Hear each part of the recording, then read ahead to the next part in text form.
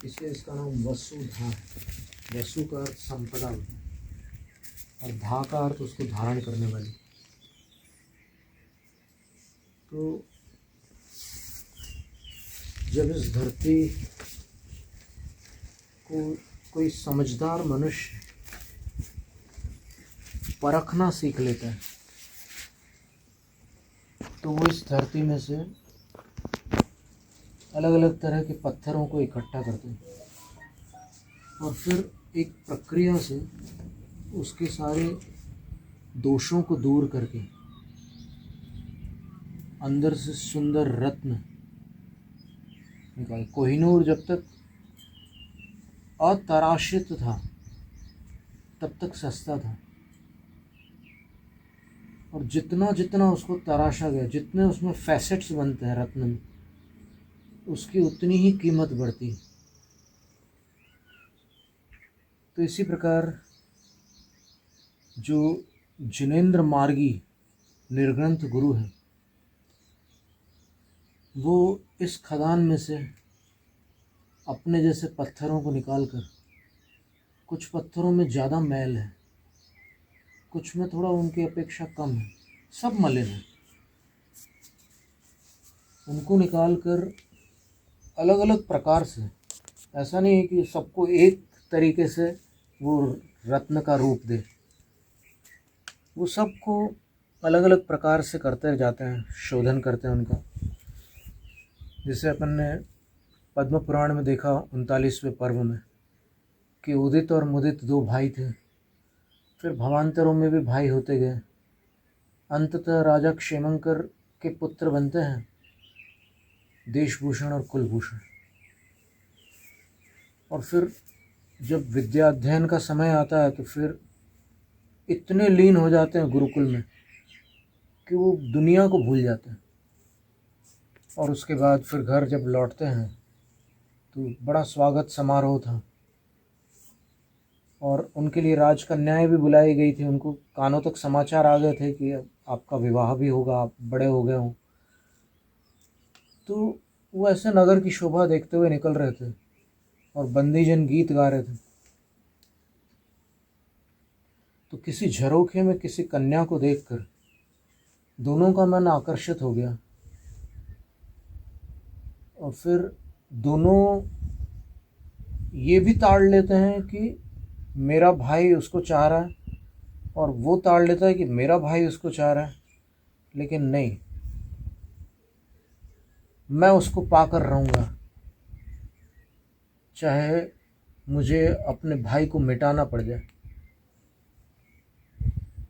और तभी वो जो गीत गा रहे थे उसमें इन दोनों के नाम आते हैं कि राजा के पुत्र आज विद्या अध्ययन पूर्ण करके लौट रहे हैं।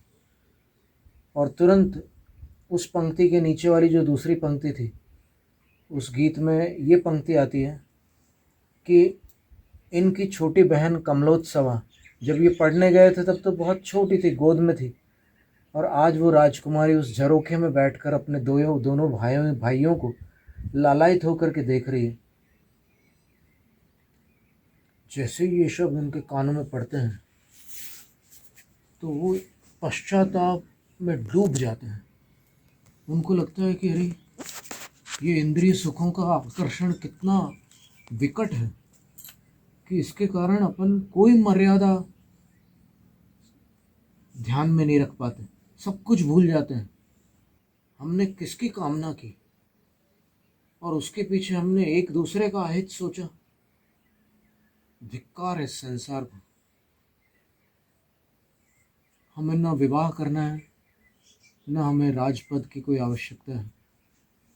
अब हम तो गुरु के पास जाकर के अपना शुद्धिकरण करेंगे। मैल बहुत जन्मों से इकट्ठा किया, अब इस जन्म में उस मैल को धोएंगे। और दोनों फिर दीक्षा लेते हैं, दीक्षा लेकर तपस्या करते हैं। और तपस्या करते समय जब यहाँ पर इस पर्वत पर थे और श्री राम लक्ष्मण और सीता यहाँ से निकले, तब नीचे जो गांव है वंशद्युति नगर, वो उस नगर के लोग घबराए हुए थे। तो राम उनसे पूछते हैं कि क्यों डरते हो तुम लोग, क्या हो गया? तो बोले 3 रातों से बड़ी डरावनी आवाज़ आती पहाड़ से। हमें लगता है कि कोई दुष्ट हमारा नाश करने के लिए उपस्थित हुआ और हमें चेतावनी दे रहा है, तो अब हम भाग जाते हैं और फिर सवेरे जब उजाला होता है तब लौट करके आते हैं। तो सीता जी भी बोलती हैं कि चलो स्वामी, अब ऐसे स्थान पर रुकना उचित नहीं है। तब राम और लक्ष्मण बोलते हैं कि अगर तुम्हें डर लग रहा है, लक्ष्मण भी मुस्कुराते रहते हैं, बोलते हैं कि अगर तुम्हें डर लग रहा है तो तुम नगरवासियों के साथ रात में तुम रहो, हम लोग तो अभी ऊपर जाने का मन बना चुके हैं, तो हम ऊपर जाएंगे। तब सीता बोलती है कि आपकी हट तो ऐसी है कि उसको कोई टाल नहीं सकता, चलो फिर मैं भी चलती हूँ। और फिर उसमें वर्णन किया है रविशेन आचार्य महाराज ने कि राम तो चंद्रकांत मणि के समान थे, लक्ष्मण नीलमणि के समान थे और सीता स्फटिक मणि के समान थे। तो ऐसे ये 3 मणियों के समान ये ऊपर इस पहाड़ पर आते हैं। और पहाड़ पर आकर क्या देखते हैं कि 2 तरुण मुनिराज एकदम युवा ध्यान में लीन है, कायोत्सर्ग में स्थित है।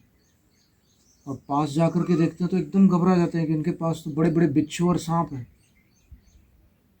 तो राम और लक्ष्मण अपने धनुष की जो नोक होती है, छोर नीचे वाले, उससे उनको सबको बड़ी मुश्किल से दूर करते हैं और वो वापस वहाँ आते हैं, लेकिन फिर वो दूर कर देते हैं उनको। और उसके बाद दिन ढल जाता है और तब भयानक आवाज़ होती है। कोई अग्निप्रभ नाम का ज्योतिषी देव था, वो उनका पूर्व भाव का वैरी था, कई जन्मों का वैरी था। तो फिर वो उपसर्ग प्रारंभ करता है, तो ऊपर से हड्डियाँ और फिर खून और दुनिया भर की ऐसी अशुद्ध वस्तुएं बरसती हैं और भी कई प्रकार के उपद्रव होते हैं। तब फिर सीता जी घबरा कर राम के पास आ जाती है। तो राम बोलते हैं कि डरो मत, और फिर राम बोलते हैं कि तुम जाओ गुरु के चरणों में बैठो। उसके पहले सायंकाल तक इन्होंने गुरु की बहुत भव्य पूजा की थी। लक्ष्मण ने भी बहुत अच्छे अच्छे गीत गाए थे, भक्ति गीत, राम ने भी गीत गाए थे, सीता जी ने नृत्य किया था। सीता जी ने उन मुनियों के झरनों के जल से चरणों के का देर तक प्रक्षालन किया था और चरणों पर चंदन का लेप भी लगाया था। और फिर राम और लक्ष्मण सीता जी को उनके चरणों में बैठाल कर फिर आते हैं सामने, और वो जो अग्निप्रभ देव था उसको अपने धनुष, वज्रावर्त धनुष श्री राम के पास था और सागरावर्त धनुष लक्ष्मण के पास था। तो उन दोनों की प्रत्यंचा चढ़ा करके फिर खींच कर टंकार ध्वनि करते हैं। तो उस ध्वनि को सुन करके अग्निप्रभ देव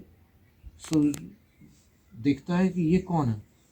तो वो राम को देख करके समझ जाता है कि ये तो चरम शरीरी, इसी भाव में अरिहंत सिद्ध होने वाले बलभद्र हैं।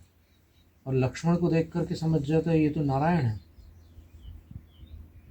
तो फिर वो अपने सारे परिकर के साथ वहाँ से विलीन हो जाता है और उसी समय इन दोनों मुनिराजों को केवल ज्ञान हो जाता है। और केवल ज्ञान के बाद पूरी आर्यखंड में भ्रमण करते हैं। श्री राम के छोटे भाई भरत इन्हीं से दीक्षा लेते हैं, देशभूषण कुलभूषण मुनि से। और फिर बहुत सारे नगरों में, ग्रामों में, सब स्थानों पर विहार करके फिर अंत में यहीं आकर के इसी स्थान पर वो योग निरोध करते हैं। और योग निरोध करके फिर बची हुई जो कर्म प्रकृतियाँ थी उनका क्षय करके यहाँ से अपने अनादि संसार बंधन को, शरीर के पिंजरे को छोड़कर और पूर्ण शुद्धता को प्राप्त होकर एक एक पुद्गल परमाणु को अपनी आत्मा से अलग करके केवल जीव को जीव स्वरूप में लाकर यहाँ से दोनों अरिहंत जो कि उपसर्ग केवली थे यहाँ से निर्वाण को प्राप्त होते हैं। तो उनके चरणों को, उनकी निर्वाण भूमि को, उनकी तपस्या को, उनके भावों को, उनके निर्वाण को और उनके सिद्धत्व को और सिद्ध अवस्था में विराजमान उनको बारंबार भक्तिपूर्वक नमस्ते। नमोस्तु नमोस्तु नमोस्तु नमोस्तु नमोस्तु नमोस्तु। हे भगवान, आप पार हो गए, हम लोगों को भी पार लगाइए। हम लोग बार बार गलती करते रहते हैं, जानते हुए गलतियां हो जाती है, कभी अनजाने में होती है, तो आप गलतियों को क्षमा कीजिए। हमें प्रायश्चित दीजिए, हमें विशुद्धि प्रदान कीजिए, हमें शांति प्रदान कीजिए, और अंततः जिस आनंद को आपने प्राप्त किया है वो आनंद प्रदान कीजिए। बस ये 5 प्रार्थना है कि क्षमा, शुद्धि, शुद्धि का अर्थ प्रायश्चित, क्षमा, शुद्धि, विशुद्धि, शांति और आनंद। नमोस्तु नमोस्तु। अनादिकाल से अपन ने सब देख लिए, अब जो एक काम बचा है बस उसको पूर्ण करने में आप हमारे सहायक। नमः सिद्धेभ्यः। ओम नमः सिद्धेभ्यः। जय वैदेव नमोस्तु। नमो सिद्धाणं, नमो सिद्धाणं, नमो सिद्धाणं। जैनम जयतु शासनम।